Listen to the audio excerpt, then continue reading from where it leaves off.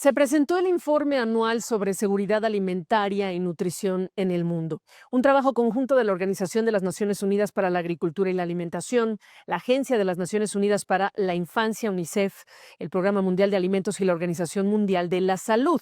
El informe destaca una modesta baja en el porcentaje de población mundial que padeció hambre en 2024. Resalta avances desiguales, aún sin recuperarse los niveles previos a la pandemia de COVID-19, y también resalta elevada inflación de alimentos que está desacelerando estos avances. El economista jefe de la FAO es Máximo Torero y me acompaña para abundar en detalles de este informe anual. Máximo, ¿cómo estás? Sobre todo porque lo están presentando en África y justamente África también ve un importante crecimiento en el hambre versus Asia o Latinoamérica. Sí, bueno, buenas noches, Gabriela. Un placer de estar contigo y acabamos de lanzar el informe que es el estado anual de la seguridad alimentaria y nutricional en el mundo. Y primero, en términos globales, lo que encontramos es que la seguridad alimentaria, lo que es el hambre, se ha reducido a 673 millones.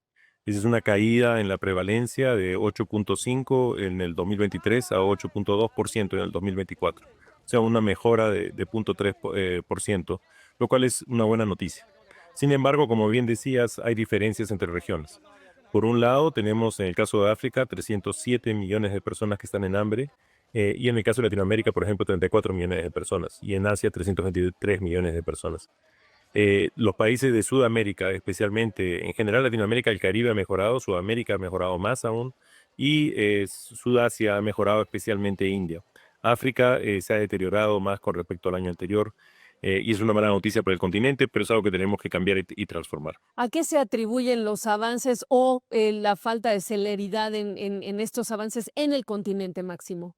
Mira, en el caso de Latinoamérica, y especialmente Sudamérica, yo creo que hay dos tipos de medidas que se han implementado y que se han venido implementando que han tenido resultados positivos. La primera son los programas de protección social. Estos programas han mostrado que han tenido retornos, sobre todo durante el COVID-19. Y la segundo grupo de medidas son medidas orientadas a la mejora de producción y productividad de forma sostenible.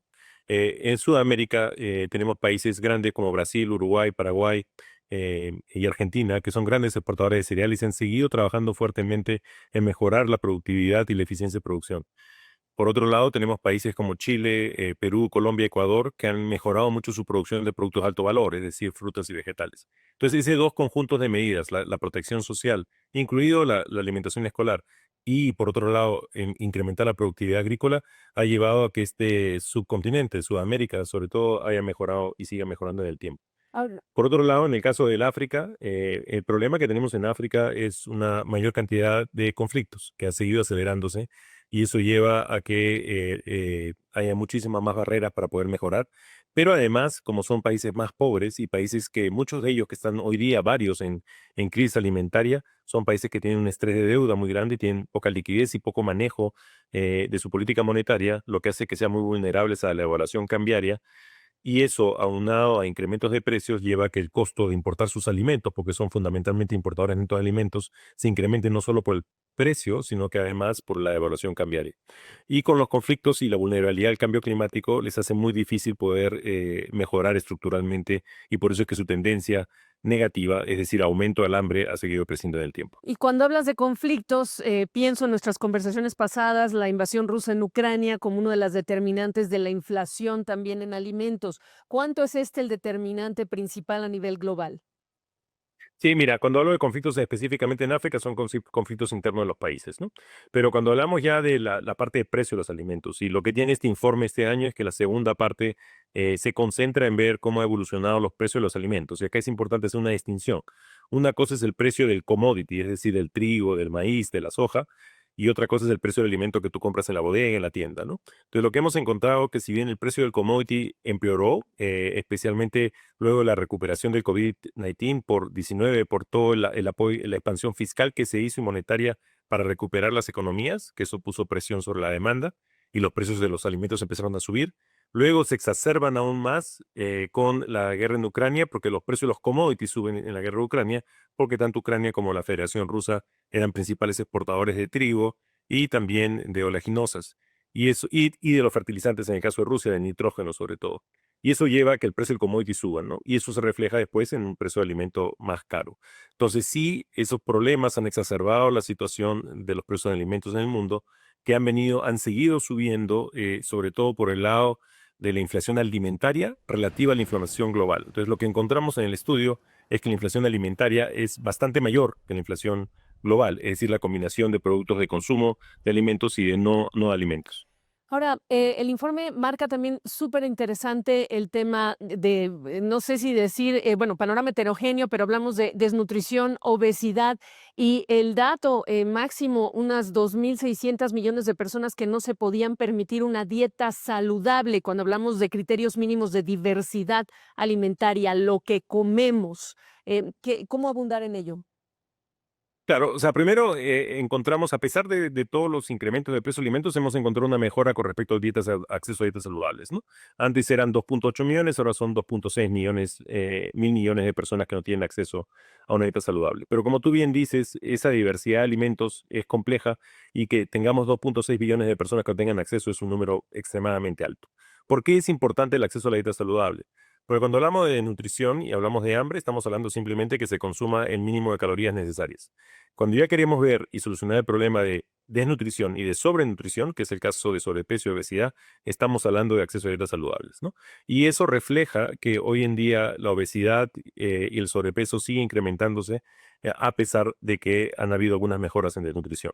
Entonces, la dieta saludable y el acceso a ella es importante y eso es lo que tenemos que ver la forma de reducir el costo, ¿no? Para cerrar, Máximo Torero, tres, digamos, acciones que tendrían que hacer las autoridades en los distintos países, pues no solamente para reducir el hambre, sino también para hablar de esto, de acceso y asequibilidad de una dieta saludable. No, mira, yo creo que, y el informe lo trae, hay recomendaciones muy claras, ¿no? Lo primero es, tenemos que tener políticas de protección social, que es para las personas más vulnerables. Y lo más que podamos enfocar esas políticas de protección social a dietas saludables, lo mejor va a ser.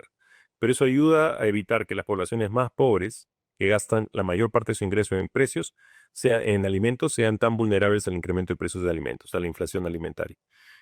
Y en esos de protección social no solo están las transferencias, sino también están los desayunos y los alimentos escolares, que ahí tenemos que vincularlo mucho a diversidad dietética para que los niños estén más saludables.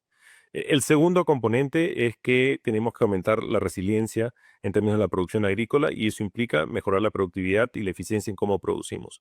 Y ahí hay que invertir en el sector agrícola y hay que ver cómo podemos generar unas mayores ganancias de productividad siendo sostenibles en términos del sistema agroalimentario. Y por último, el tercer elemento que es central, creo, es la importancia del comercio, ¿no? El comercio nos ayuda mucho a poder tener acceso de otros países que producen más eficientemente distintas variedades de productos que nos van a permitir bajar los costos de esta dieta saludable. El comercio juega un rol muy importante y hay que ver la forma de minimizar las barreras al mismo, sin dejar, por supuesto, de producir localmente, ¿no? El balance entre comercio y producción local es lo que debemos buscar, ni irnos al extremo de solo producir todo lo que consumimos, ni de exportar y importar todo lo que consumimos. Yo creo que hay un balance y un equilibrio que es lo que nos va a ayudar a ser más sostenibles y más resilientes. ¿Y en qué semana que lo estamos hablando? Con el asunto de los aranceles en Estados Unidos. Máximo Torero, gracias por la oportunidad de esta conversación cuando ya es de madrugada allá en Addis Ababa. No, un placer estar contigo y muchas gracias.